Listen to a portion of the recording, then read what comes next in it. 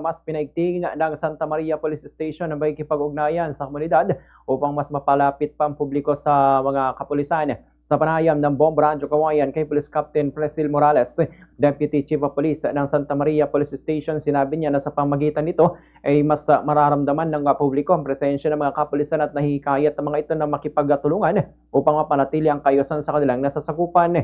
Dahil dito, mas pinaigting nila ang programang Kasimbayanan o ang ugnayan ng kapulisan, simbahan at pamayanan upang mapalalim ang koneksyon ng bawat sektor.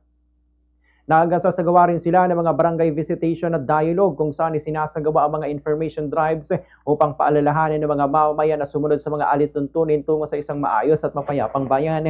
Ito lamang buwan ng Oktubre, pinarangalan ng PNP Santa Maria bilang #1 Best Municipal Police Station Class C sa lalawigan ng Isabela matapos makapagtala ng pinakamataas na bilang ng mga naarestong individual na lumabag sa batas. Sa nakalipas na 3 buwan, meron silang naarestong 9 na wanted persons. Ayon kay Morales, patuloy din nilang pinaiigting ang kanilang intel monitoring at information drive upang mapanatili ang pagiging drug-cleared municipality ng Santa Maria. Ganitong bahagi ng pahayag ni Police Captain Presil Morales.